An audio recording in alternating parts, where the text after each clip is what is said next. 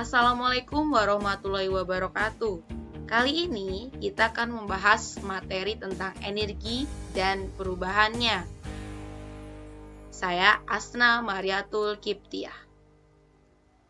Energi adalah kemampuan yang diperlukan untuk melakukan usaha. Dalam kehidupan sehari-hari, energi mempunyai peranan yang sangat penting. Manusia membutuhkan energi untuk bekerja, bergerak, bernapas, dan mengerjakan berbagai kegiatan. Energi ada di mana-mana, bahkan tumbuhan dan hewan membutuhkan energi untuk tumbuh dan berkembang.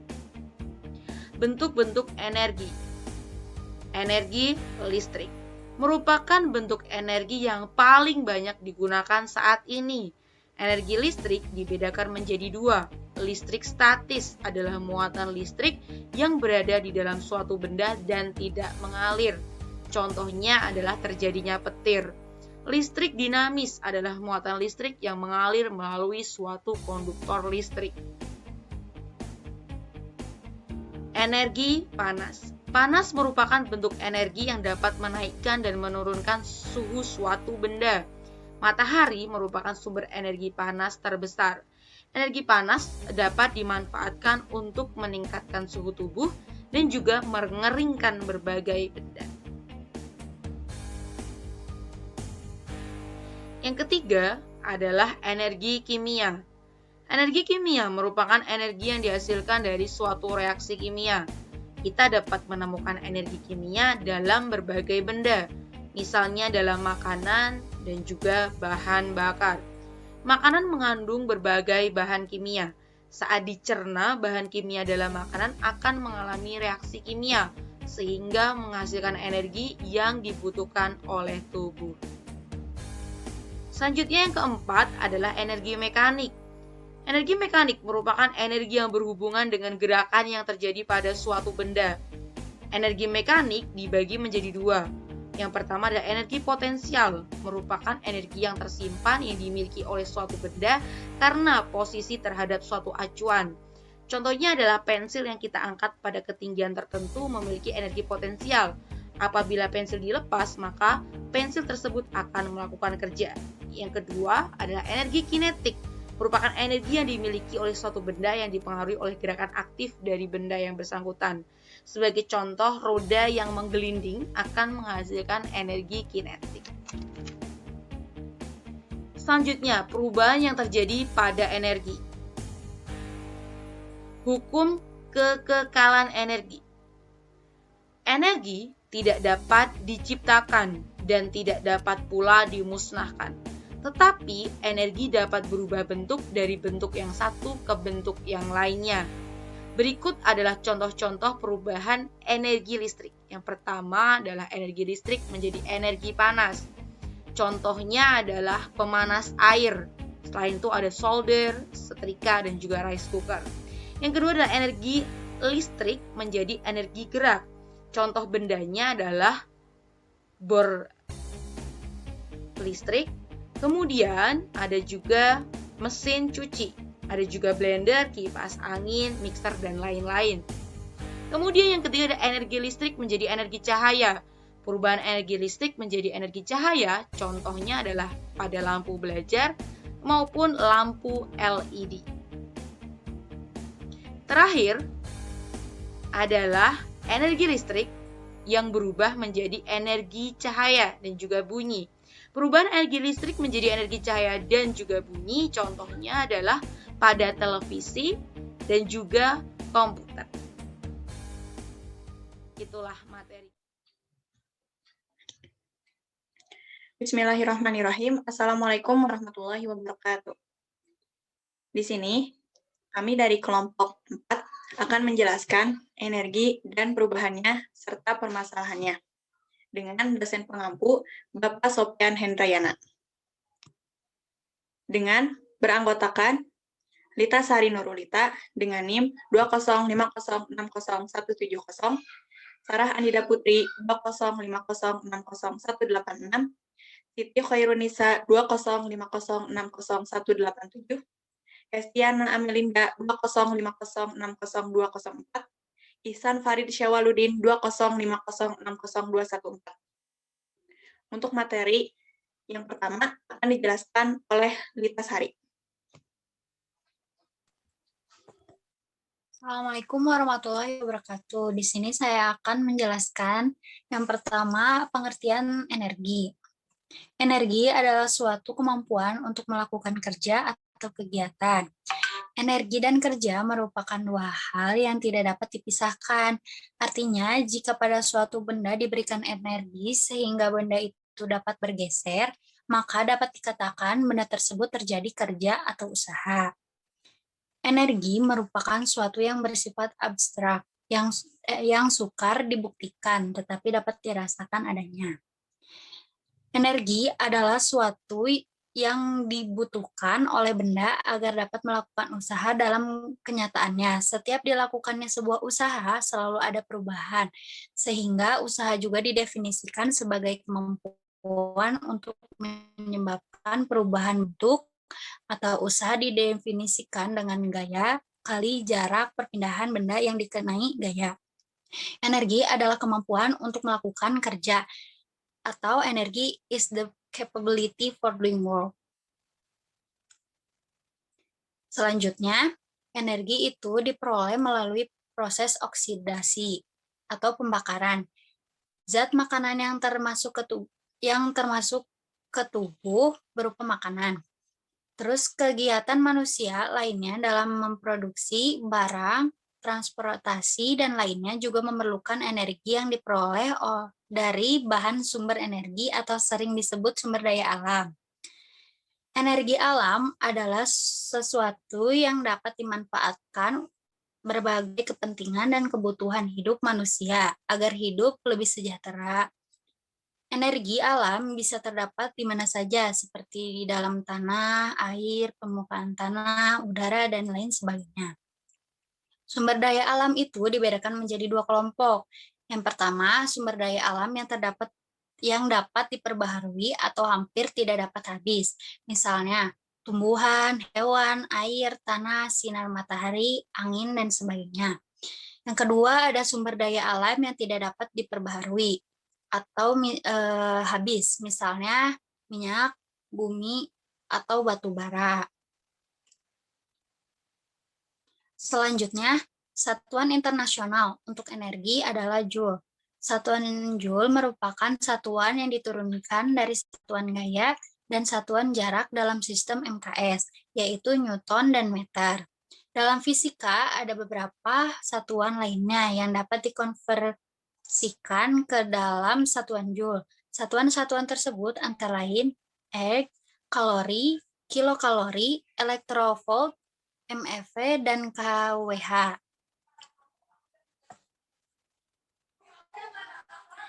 Yang ketiga ada sumber energi. Secara garis besar, sumber-sumber energi dapat dikelompokkan atau atas dua, yaitu satu, energi terbarukan, dan dua, energi tak terbarukan.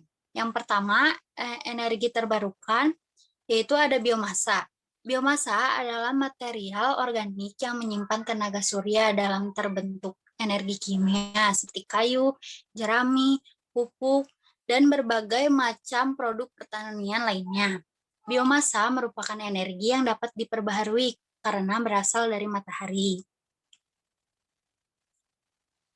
Nah, proses biomasa adalah fotosintesis klorofil, yaitu tumbuhan menangkap energi matahari, selanjutnya mengubah karbon dioksida dari udara dan air dari dalam tanah menjadi karbohidrat yang tersusun dari karbon, hidrogen, dan oksigen. Terus karbohidrat yang dibakar akan berubah kembali menjadi karbon dioksida dan air dan melepaskan energi matahari yang dipunyainya. Selanjutnya, biomasa berfungsi sebagai menyimpan energi jangka pendek dari sinar matahari. Secara umum, ada dua metode memproduksi biomasa, yaitu yang pertama dengan menumbuhkan organisme penghasil biomasa, dan yang kedua menggunakan bahan sisa hasil industri pengolahan makhluk hidup. Selanjutnya akan disampaikan oleh rekan saya. Selanjutnya, energi terbarukan Yang kedua adalah geothermal atau energi panas bumi. Energi panas bumi berasal dari peluruhan radioaktif di pusat bumi yang membuat bumi panas dari dalam, serta dari panas matahari yang membuat panas permukaan bumi. Radioaktif di sini sekitar 80%. Adapun 3 cara untuk pemanfaatan panas bumi. Yang pertama, sebagai tenaga pembangkit listrik dan digunakan dalam bentuk listrik. Kedua, sebagai sumber panas yang dimanfaatkan secara langsung menggunakan pipa ke perut bumi. Dan yang ketiga, sebagai pompa panas yang dipompa langsung dari perut bumi. Selanjutnya, adapun tenaga air. Energi air digunakan karena memiliki massa dan mampu mengalir. Air memiliki massa jenis 800 kali dibandingkan udara. Adapun cara pemanfaatan energi air, yaitu dalam bentuk yang pertama, bendungan pembangkit listrik. Kedua, mikrohidro yang dibangun untuk membangkitkan listrik hingga skala 100 kW. Umumnya dipakai di daerah terpencil yang memiliki banyak sumber air. Selanjutnya yang ketiga, run of the river yang dibangun dengan memanfaatkan energi kinetik dari aliran air tanpa membutuhkan reservoir air yang besar. Selanjutnya, adapun tenaga surya. Tenaga surya merupakan bentuk dari radiasi sinar matahari yang sampai ke bumi. Energi surya ini dapat dimanfaatkan menjadi energi listrik, misalnya memanaskan makanan, mengisi daya baterai, ataupun sel surya memanaskan gedung secara langsung. Selanjutnya ada tenaga angin. Energi yang tersedia dari angin adalah fungsi dari kecepatan angin. Ketika kecepatan angin meningkat, maka energi keluarannya juga meningkat hingga ke batas maksimum energi yang mampu dihasilkan turbin tersebut. Wilayah dengan angin yang lebih kuat dan konstan seperti lepas pantai dan dataran tinggi biasanya diutamakan untuk dibangun ladang angin karena untuk berlayar. Ladang angin tersebut menghasilkan energi listrik dari gelombang laut dan pasar surut, serta menghasilkan minyak bumi dari hewan atau tanaman laut. Selanjutnya, adapun energi tak terbarukan. Yang pertama, minyak bumi. Minyak bumi terbentuk cairan yang berwarna kuning kehitaman. Ilmuwan dan insinyur mencari dan menemukan minyak bumi dengan mempelajari contoh bebatuan dari bumi. Karena pengukuran yang dilakukan dan bila lokasi minyak bumi ditemukan, di atas lubang lokasi minyak bumi tersebut dibangun struktur untuk memasukkan peralatan dan pipa ke sumber minyak bumi, sehingga minyak bumi bisa dibawa ke permukaan. Karena minyak bumi terdapat di bawah tanah maupun di bawah bebatuan bumi. Selanjutnya ada batu bara. Batu bara terbentuk dari material organik yang terkubur di dalam lapisan tanah dalam jangka waktu yang lama. Tekanan dan panas mengubah material organik yang berasal dari tumbuhan dan hewan yang telah mati jutaan tahun yang lalu menjadi batu bara yang kita kenal sekarang. Batu bara diperoleh dari zaman industri sampai sekarang. Selanjutnya ada uranium atau energi nuklir. Energi nuklir adalah energi yang berada di dalam inti atom. Energi nuklir dapat diubah menjadi energi listrik. Namun, energi tersebut terlebih dahulu untuk dilepas dari atom dengan cara fusi nuklir dan fisi nuklir. Dalam proses fusi nuklir, energi dilepaskan ketika atom-atom dikombinasikan dan menyatu membentuk atom yang lebih besar. Selanjutnya akan dijelaskan oleh Siti Khairunisa. Yang keempat ada bentuk-bentuk energi. Yang pertama ada energi mekanik. Energi mekanik dapat dibedakan atas dua pengertian, yaitu energi potensial dan energi kinetik. Jumlah kedua energi itu dinamakan energi mekanik. Secara matematis, kenyataan itu dapat dirumuskan sebagai berikut. E potensial sama dengan MGH, M sama dengan massa benda, G sama dengan besar gravitasi bumi, H sama dengan jarak ketinggiannya. Sedangkan besarnya energi kinetik dapat dirumuskan. E kinetik sama dengan 1/2 mv kuadrat. V sama dengan kecepatan gerak benda. Artinya, suatu benda yang kecepatannya besar akan besar pula energi kinetiknya. Selanjutnya, yang kedua ada energi panas. Energi panas juga sering disebut sebagai energi kalor. Pemberian panas pada suatu benda dapat menyebabkan kenaikan suhu benda itu ataupun bahkan terkadang dapat menyebabkan perubahan bentuk. perubahan ukuran, dan perubahan volume benda itu. Ada 3 istilah yang penggunaannya sering kacau. Yang pertama ada panas, yang kedua ada kalor adalah energi panas yang dapat berpindah. Dan yang ketiga ada suhu adalah derajat panas atau suatu benda. Banyaknya energi panas yang diberikan dapat dihitung dengan menggunakan hubungan rumus. Q sama dengan M dikali CT kalori, di mana Q sama dengan menyatakan banyaknya energi panas dalam kalori. M sama dengan menyatakan massa benda atau zat yang dapat energi panas. C sama dengan menyatakan kalor, jenis benda atau zat yang mendapatkan panas. T sama dengan menyatakan kenaikan atau perubahan suhu. Selanjutnya, yang ketiga ada energi magnetik. Energi magnetik dapat dipahami dengan mengamati gejala yang timbul ketika dua batang magnet yang kutubnya saling didekatkan satu dengan yang lain. Seperti diketahui bahwa setiap magnet mempunyai dua macam kutub, yaitu kutub magnet utara dan kutub magnet selatan. Jika dua batang magnet kutub-kutubnya yang senama, yaitu U-U atau S-S saling didekatkan, maka kedua magnet akan saling tolak-menolak. Sebaliknya, kedua magnet akan saling tarik-menarik apabila yang saling berdekatan adalah kedua kutub tidak senama, yaitu U-S. Kedua kutub magnet memiliki kemampuan untuk saling melakukan gerakan. Benda yang dapat menjadi magnet yaitu besi dan baja. Selanjutnya, ada energi listrik. Energi listrik ditimbulkan atau dibangkitkan melalui bermacam-macam cara. Misalnya yang pertama ada dengan sungai atau air terjun yang memiliki energi kinetik. Yang kedua ada dengan energi angin yang dipakai untuk menggerakkan kincir angin. Yang ketiga ada dengan menggunakan ACCU atau energi kimia.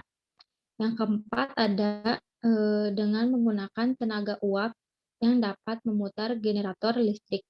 Yang kelima, dengan menggunakan tenaga diesel. Dan yang keenam, yaitu dengan menggunakan tenaga nuklir. Selanjutnya ada energi kimia. Energi kimia diperoleh melalui proses kimia. Energi kimia melalui pengertian yang disebut reaksi eksoterm, di mana berlangsungnya reaksi kimia disertai pembebasan kalori yang disebut energi kimia. Selanjutnya itu ada energi bunyi. Bunyi dapat juga diartikan getaran, sehingga energi bunyi berarti juga getaran. Getaran selaras mempunyai energi dua macam, yaitu energi potensial dan energi kinetik. Contohnya seperti pada saat benda itu jatuh di suatu lantai, energi kinetiknya berubah menjadi energi panas. Dan juga energi getaran, yaitu timbulnya suatu getaran pada lantai yang menimbulkan bunyi. Gendang telinga manusia juga hanya mampu menerima energi getaran yang timbulnya oleh sumber getar yang frekuensi paling rendahnya adalah 16 getaran per detik atau hertz, dan paling besar 20.000 getaran per detik. Selanjutnya akan dibacakan oleh teman saya, Esti.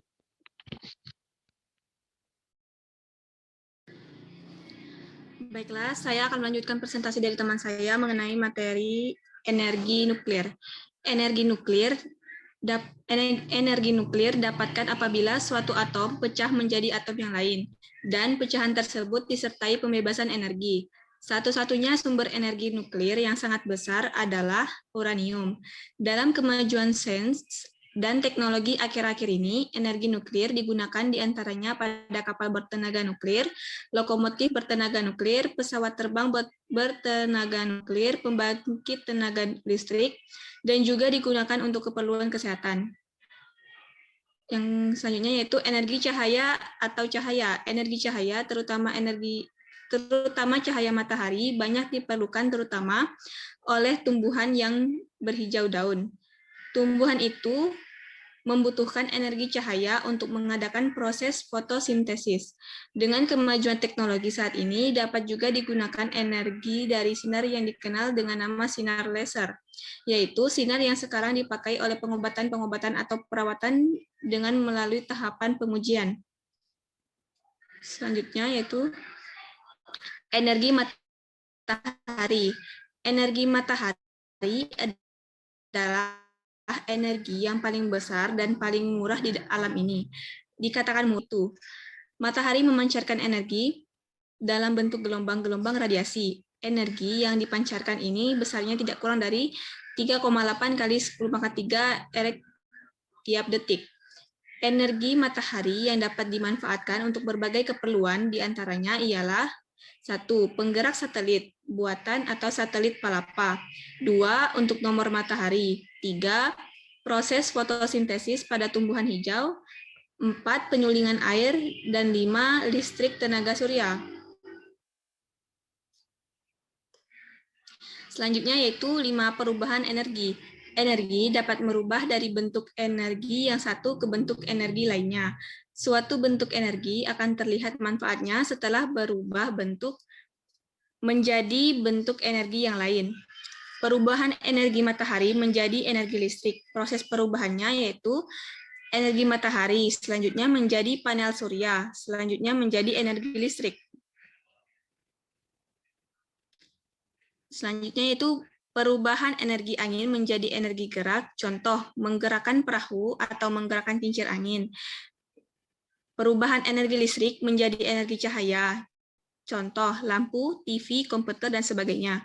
Perubahan energi kimia menjadi energi cahaya, contoh baterai menjadi cahaya senter dan baterai menjadi cahaya layar HP. Perubahan energi listrik menjadi energi panas, contohnya yaitu kesetrika, penanak nasi, kompor listrik, solder, oven listrik, air fryer, dan lainnya. Perubahan energi listrik menjadi energi gerak, contohnya arus listrik mengalir melewati motor penggerak pada kipas angin. Motor berputar dan menggerakkan bilah-bilah kipas angin. Penghematan energi. Saat ini dunia sedang menghadapi krisis energi. Krisis energi yang dikenal secara internasional sebagai peak oil merupakan saat di mana kapasitas produksi energi, terutama minyak, di beberapa belahan benua mencapai puncaknya. Kemudian menurun drastis dan akhirnya habis sama sekali. Maka kita perlu melakukan penghematan energi. Pengembangan dan pemanfaatan energi diarahkan pada pengelolaan energi secara hemat dan efisien dengan memperhitungkan peningkatan kebutuhan dalam negeri.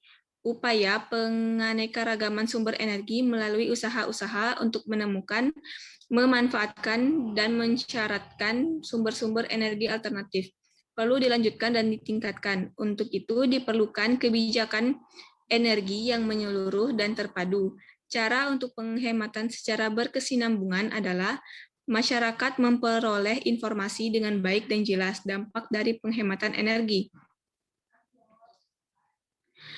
Adapun hal-hal yang harus dilakukan untuk menghemat energi ialah 1. Efisiensi penerangan, 2. Menggunakan lampu, yaitu dengan menggunakan lampu hemat energi, menghidupkan lampu hanya pada saat diperlukan saja, mewarnai dinding, lantai, dan langit-langit dengan warna terang, sehingga tidak membutuhkan penerangan yang berlebihan dan sebagainya.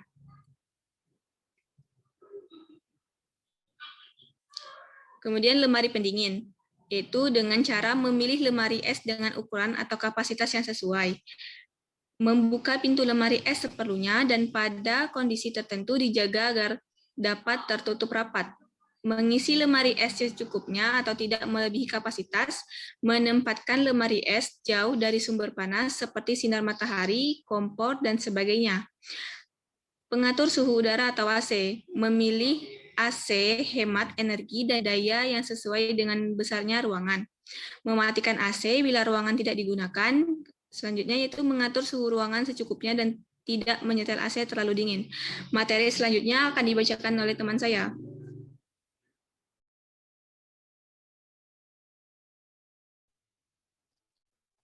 Selanjutnya adalah masih contoh yang tadi. Berikutnya adalah kipas angin. Yang pertama, membuka ventilasi atau jendela rumah untuk memperlancar udara ke dalam rumah. Yang kedua, mematikan kipas angin bila ruangan tidak digunakan atau gunakan kipas angin yang dilengkapi alat pengatur waktu atau timer dan atur timer sesuai kebutuhan. Yang ketiga, mengatur kecepatan kipas sesuai keperluan. Selanjutnya, setrika listrik.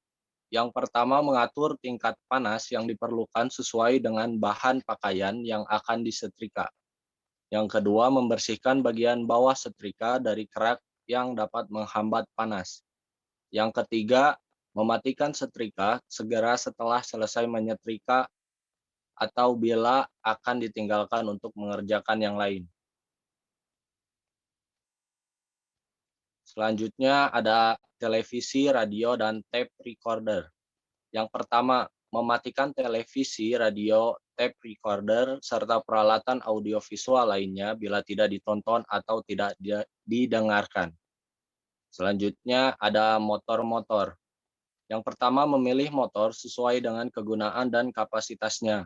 Yang kedua, menentukan setting tegangan yang tidak berlebihan. Untuk motor dengan range tegangan 380 volt sampai dengan 400 volt, sebaiknya diset pada tegangan 380 sampai 385 volt. Yang ketiga, memilih motor-motor yang mampu mengontrol penyerapan daya listrik sesuai dengan beban. Motor elevator dengan muatan 9 orang dipilih yang mampu menyerap daya. Selanjutnya ada pemakaian tenaga listrik pada beban puncak. Penyerapan daya listrik kalau memungkin disebar pada luar waktu beban puncak sehingga mengurangi pengoperasian pembangkit yang tidak efisien. Selanjutnya ada audit energi. Menghitung besarnya konsumsi energi listrik pada bangunan gedung dan mengenali cara-cara untuk penghematannya. Setelah audit energi, ada konstruksi bangunan yang efisien. Dalam rekayasa bangunan gedung diupayakan semaksimal mungkin agar efisiensi penerangan, efisiensi pengaturan suhu udara, pengaturan instalasi listrik dapat dimaksimalkan. Yang ketujuh ada permasalahan energi. Di Indonesia telah adanya program penghematan EBT atau energi baru terbarukan, namun memiliki permasalahan seperti yang pertama, biaya investasi yang masih tinggi, yang kedua, belum ada intensif yang memadai, yang ketiga, harga jual energi terbarukan masih lebih tinggi dibandingkan dengan energi fosil, selanjutnya kurangnya pengetahuan dalam mengadaptasi fasilitas energi bersih, serta potensi sumber daya EBT pada umumnya kecil dan tersebar. Yang terakhir, dari sisi disparitas wilayah, permasalahan yang muncul adalah kebutuhan energi yang sangat besar, maka kontrak ekspor perlu diperpanjang. Yang kedelapan ada hukum kekekalan energi. Prinsip konversi energi menyatakan bahwa energi tidak dapat diciptakan atau dihancurkan, yaitu dalam sebuah sistem terisolasi. Hukum kekekalan energi, energi tidak dapat diciptakan dan tidak dapat dimusnahkan, tetapi energi hanya dapat diubah dari suatu bentuk ke bentuk lain. Hukum satu termodinamika adalah bentuk lain dari hukum kekekalan energi yang diaplikasikan pada perubahan energi dalam yang dialami oleh suatu sistem. Oleh karena itu, hukum satu termodinamika berbunyi, jumlah kalor pada suatu sistem sama dengan perubahan energi dalam sistem tersebut, ditambah usaha yang dilakukan oleh sistem di mana adalah positif. Jika sistem memperoleh kalor dan negatif jika kehilangan kalor, usaha positif. Jika usaha dilakukan oleh sistem dan negatif, jika usaha dilakukan pada sistem. Hukum kekekalan energi mekanik. Energi mekanik sama dengan energi potensial ditambah energi kinetik sama dengan tetap. Energi mekanik sama dengan Joule atau biasa dilambangkan dengan huruf kapital J.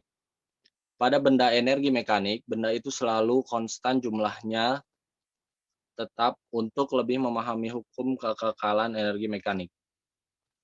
Contoh analisis energi mekanik bola yang dilempar tegak lurus ke atas. Pertama, kecepatan bola besar energi kinetik besar ketika naik, kecepatan bola berkurang, energi kinetik berkurang, tetapi ketinggiannya bertambah.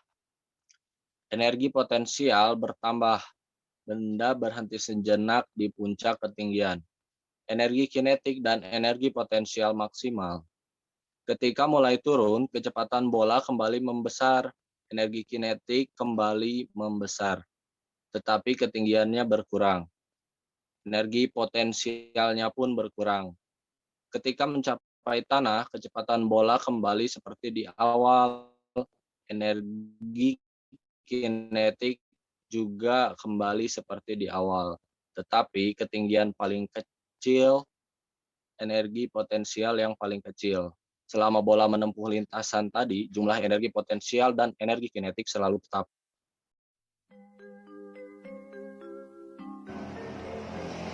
Om Swastiastu. Hai teman-teman, kami akan melakukan kegiatan percobaan lampu hemat listrik. Alat dan bahannya adalah satu buah kardus, satu buah lampu neon 5 watt, satu buah lampu LED 5 watt, satu buah lampu bola 5 watt, satu buah dudukan lampu, satu buah saklar, dan kabel. Alat yang kita perlukan adalah isolasi dan gunting. Langkah kerja yang pertama adalah buatlah rangkaian sederhana seri. Letakkan dudukan lampu di tengah dalam kardus. Hiasi kardus sesuai selera. Selanjutnya, pasanglah ketiga jenis lampu secara bergantian. Yang pertama, kita coba dengan lampu bola 5 watt.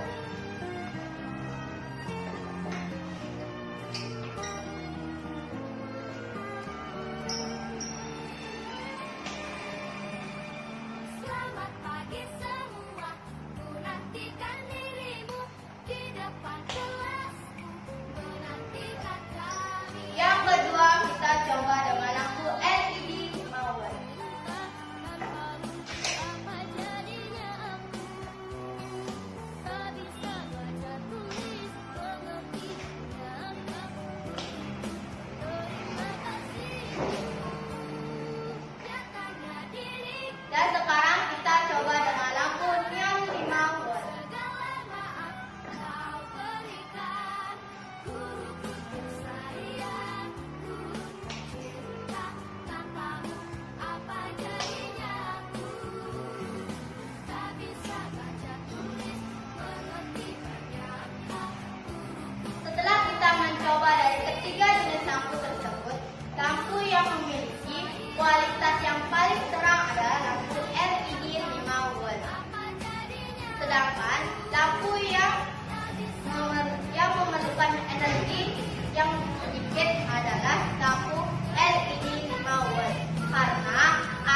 Karena dengan daya atau watt yang sama, lampu LED menyala lebih terang.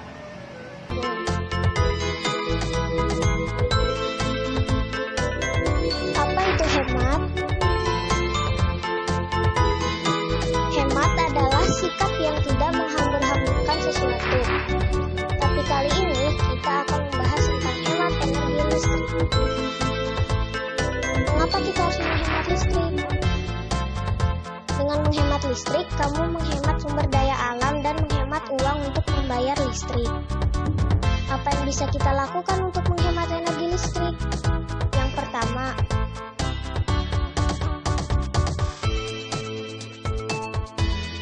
lepaskan charger HP saat tidak digunakan. Yang kedua, matikan kipas angin saat tidak dipakai. Yang ketiga, matikan lampu kamar mandi saat tidak digunakan. Apa yang terjadi ketika kita tidak menghemat listrik? Yang pertama, boros dan menghabiskan uang. kedua, meningkatkan polusi. Yang ketiga, menyebabkan berkurangnya sumber daya alam. Dan yang keempat, menyebabkan kerusakan alat elektronik.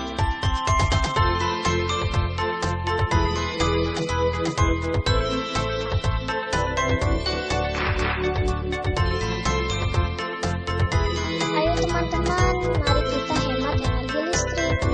Utamakan hemat energi listrik setiap hari. Sekian dari saya, terima kasih.